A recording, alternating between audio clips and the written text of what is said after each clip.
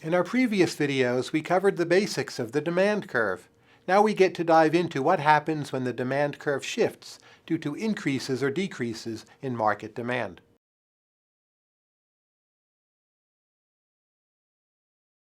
Remember that a demand curve is a function which shows the quantity demanded at different prices, and the quantity demanded is the quantity that buyers are willing and able to purchase at a particular price. We said last time that an increase in demand means a shifting out of the demand curve, a movement toward the northeast away from the origin. Now let's look at that more closely. An increase in demand means there's a greater quantity demanded at every price. For example, on the old demand curve, at a price of $25, people were willing and able to purchase 70 units. On the new demand curve, at that same price of $25, people are now willing and able to purchase 80 units. An increase in demand is a greater quantity demanded at the same price. We can also read an increase in demand using the vertical method. What that means is that at every quantity, there is a greater willingness to pay for that quantity. For example, for the 70th unit, people were willing to pay $25 for that unit. Now, with the new demand curve, people are willing to pay $50 for that unit. That's a greater willingness to pay for the same quantity, and this is what an increase in demand means. To review, because this is important, an increase in demand means an increase in the quantity demanded at every price. Or equivalently, it means an increase in the maximum willingness to pay for a given quantity. What would cause an increase in demand? The answer is anything that increases the quantity demanded at a given price, or that which increases the maximum willingness to pay for a given quantity. For instance, can you think of some factors which would make consumers willing to pay more for a good? Can you think of a factor which would make consumers want a greater quantity at a fixed price? Those are the types of factors which are going to shift the demand curve. Now in a minute, I'm going to give you a list of such possible factors. But I don't want you to memorize this list. Instead, I want you to understand what an increase in demand means. If you understand that, then you'll always be able to recreate such a list on the fly. Now, here are some examples of important demand shifters. For instance, changes in income and changes in population. Can you see, for example, how an increase in income might cause people to be willing to pay more for a given quantity of a good, or might cause them to want more of that good at a particular price? How about changes in population? More people might increase the quantity demanded at a particular price because there are more potential customers. Fewer people in the world could decrease the quantity demanded. How about some other factors which might shift demand curves? Well, there are prices of substitutes, prices of complements, expectations, and changes in taste. These are all a little bit trickier, but I'll go through them all in a moment. I just wanted for now to give you a sense of some of the other things which might also shift market demand. Of course, everything I've said about an increase in demand applies just the same but in reverse for a decrease in demand. A decrease in demand is a shift inwards of the curve toward the origin. It again could be read in two ways. It means that at any given price there is less quantity demanded at that price. Similarly, for any given quantity, there is a lower willingness to pay for the same quantity. A decrease in demand means a decrease in the quantity demanded at every given price, or equivalently, a decrease in the maximum willingness to pay for each given quantity.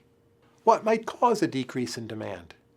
Again, I'm going to belabor this point a little bit, but a decrease in demand is anything that decreases the quantity demanded at a given price, or that decreases the maximum willingness to pay for a given quantity.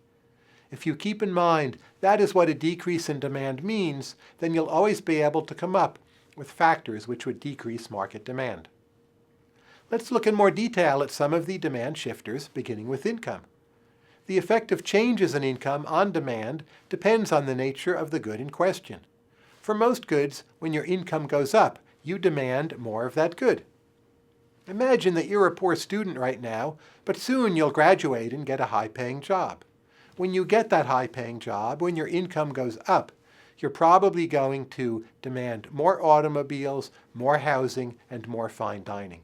These are all called normal goods because the demand for them goes up when incomes go up, and of course the demand for them goes down when incomes go down.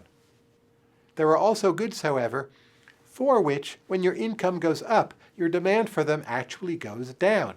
Again, when I was a poor student, for instance, I actually sometimes went to McDonald's to buy a cheeseburger because it was cheap.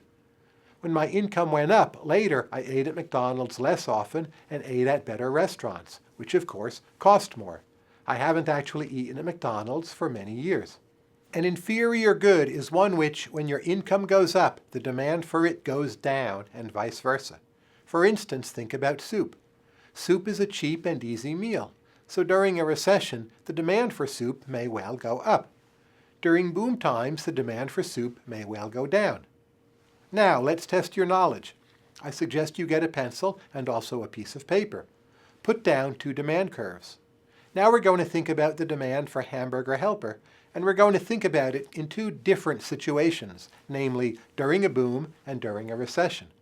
Here's our demand for Hamburger Helper. What is going to happen to this demand when the economy goes into a boom, when people's incomes go up? Now draw the new demand curve. What's that new demand curve going to look like? In a boom, the demand for Hamburger Helper is going to decrease because Hamburger Helper is an inferior good, so we get a decrease in demand. What about in a recession? Of course, in a recession, we get the opposite. In a recession, when incomes are going down, the demand for Hamburger Helper is going up. Here's another demand shifter, namely population. As the population of an economy changes, the number of potential buyers of a particular good also changes. For instance, what happens to the demand for diapers in Russia as birth rates drop? Well, that demand is going to decrease. In the United States, as you probably know, the baby boomers are getting older, so we're having many more elderly individuals in the population. Which products will increase in demand as the American population gets older? Well, think about that for a moment. Here are a few possible examples. As the number of elderly in the United States goes up, we would expect an increase in the demand for cancer drugs, for instance. Indeed, as the population has gotten older, pharmaceutical firms have invested more in research and development for producing drugs for older people. We'd expect also, as people get older, the demand for retirement communities goes up, perhaps even the demand for golf. How would we do this on a demand curve? Well, here's an old demand curve, but as the population gets older, the demand for these products, cancer drugs, retirement communities, and golf equipment, well, that goes up, so this curve shifts away from the origin and up to the right. Here's another demand shifter, the price of substitutes. Two goods are substitutes if an increase in the price of one good leads to an increase in demand for the other good as well. For example, suppose that the price of Nike shoes goes up. Well, that is going to increase the demand for Reebok shoes, and vice versa. Suppose instead that the price of Nike shoes goes down. That is going to decrease the demand for Reeboks as people switch from Reeboks to the now cheaper good, Nike. Another example.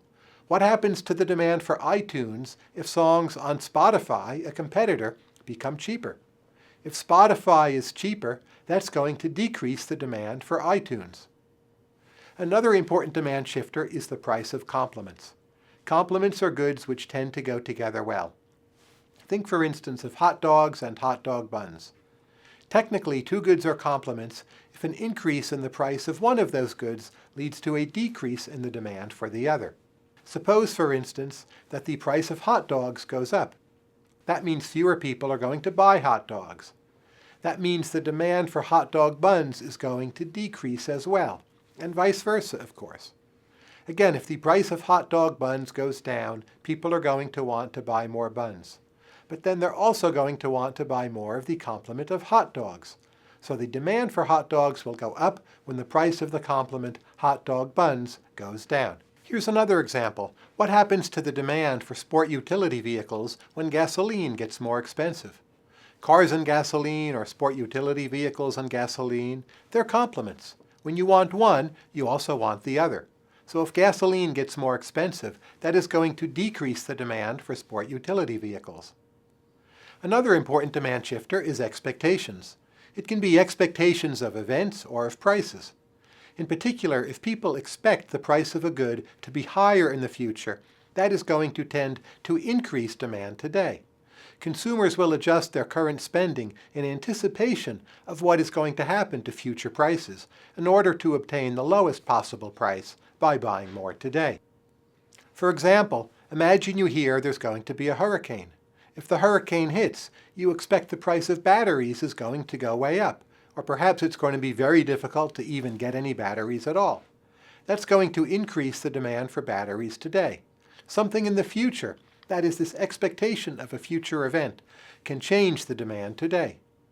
Similarly, if people expect that the price of the Xbox 360 is going to drop right before Christmas, well, then sales in November will go down. Apple has to deal with this problem all of the time. Each time people expect a new iPhone model, they stop buying the current version of the iPhone. So Apple doesn't want anyone to know when a new iPhone is going to be coming out, because otherwise, in the meantime, the sales of the current product will drop. Taste is an important demand shifter, and tastes change all the time. Tastes differ among consumers, and they also differ over time because of seasonal changes or fashions or fads. For instance, what happens to the demand for boots in October? What happens to the demand for swimsuits in June? What happens to the demand for sunscreen during the summer? What happens when everyone thinks that the Atkins diet is going to cause them to lose weight? Let's take a closer look at that one. The Atkins diet, if you recall, was a diet which said that carbohydrates make you fat, so the way to lose weight was to consume more protein, more red meat in particular. What do you think was the effect of the Atkins diet on the demand for red meat? It increased that demand. What about the effect of the diet on the demand for bread? It decreased the demand for bread. By the way, Atkins later had a heart attack, and after he had this heart attack, the demand for the Atkins diet went down. So these two factors went into reverse. The final point for this lecture is a terminological one, and this will become more clear after we've covered more of supply. I'll come back to that, but for now I just want to give you a heads up. Unfortunately, economists sometimes use similar words for different concepts. In particular, a change in the quantity demanded is not the same as a change in demand. A change in the quantity demanded is about a movement along a fixed demand curve due to a change in price. For instance, as you recall, we can say that at a price of $10, the quantity demanded is 200. When the price changes and we move along this curve, so then when the price falls to $5, we see that the quantity demanded is 420 units. That's a change in quantity demanded. It's a movement along this fixed curve, as we just saw. A change in demand is a non-price-induced change. It's a shift of the entire demand curve. A change in demand, such as an increase in demand, is again a shift in this curve. So keep these two differences in mind. Change in quantity demanded is a movement along a curve due to changes in price. A change in demand is a shift of the entire demand curve due to changes in income or population or taste or any of the other factors other than price that we've talked about. Anyway, those are the points for now on demand curves. Thanks. If you want to test yourself, click Practice Questions. Or if you're ready to move on, just click Next Video.